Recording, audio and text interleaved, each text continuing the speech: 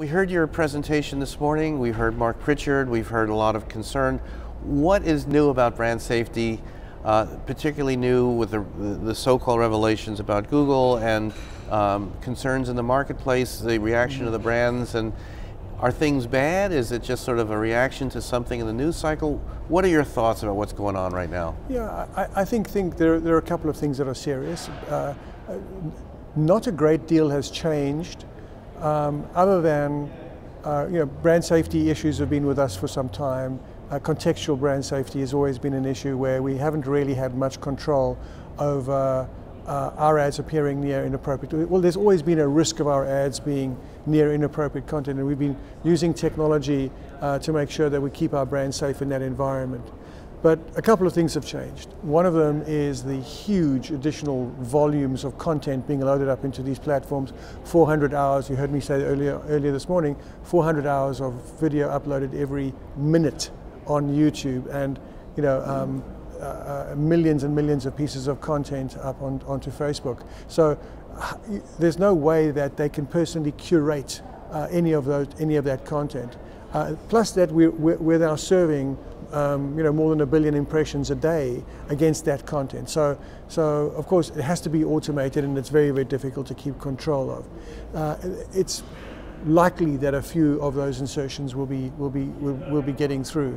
I think what's changed is that the press's scrutiny of this area is unprecedented, in that this makes a great headline. So a couple of journalists are scouring, and maybe more than a couple of journalists are scouring inappropriate websites, looking for brands to crop up on those websites, and they're pushing refresh very often, and their cookies are placed on those inappropriate websites, which retarget them again. So it's very, very difficult for a brand, even if it's got 4 or 5 bad impressions, not to be noticed by the press. So the chances of being found out and called out are much, much higher than they were in the past. Not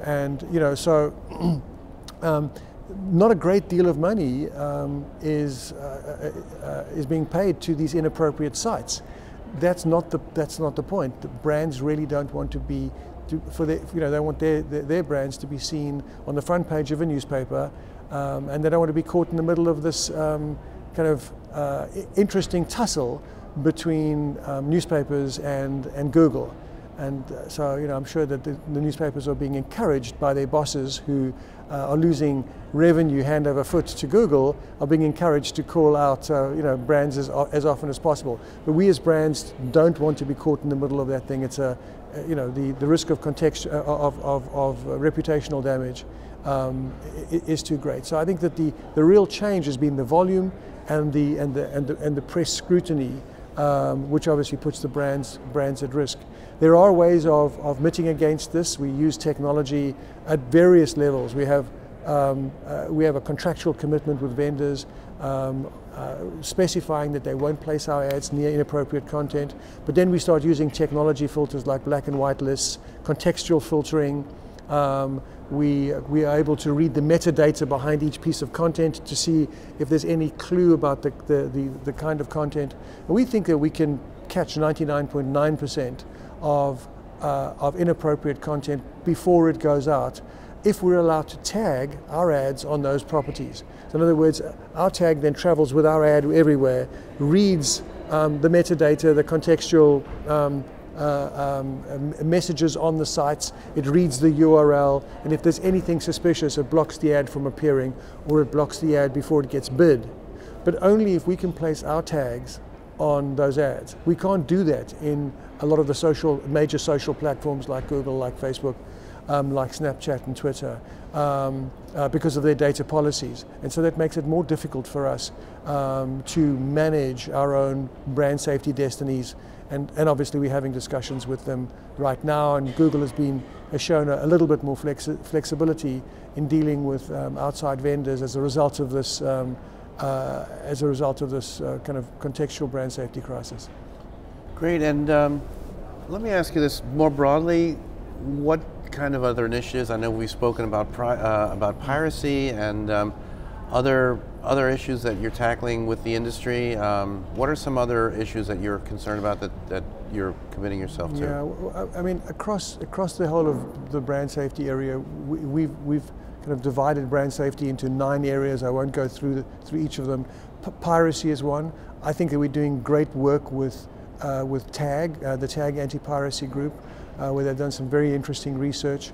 We're looking at the ad blocking area, and we're on the steering committee of the Coalition for Better Ads, which have just launched new standards where they've specified which ads are the ones that are irritating consumers most, causing them to ad block, and those kind of ad formats are going to be listed as formats that we don't want our publisher partners to use any longer.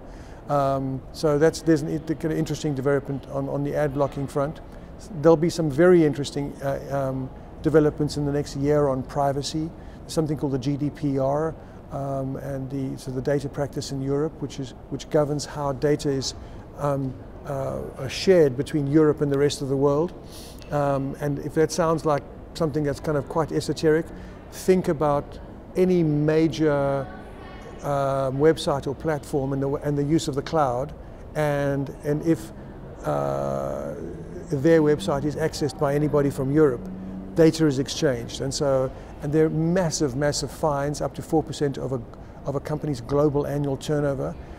So that's in the billions of dollars for non-compliance. So that's something that's going to come up and going to get our attention. Again, privacy has been a little bit quiet, but I think that'll get our attention in the next few months.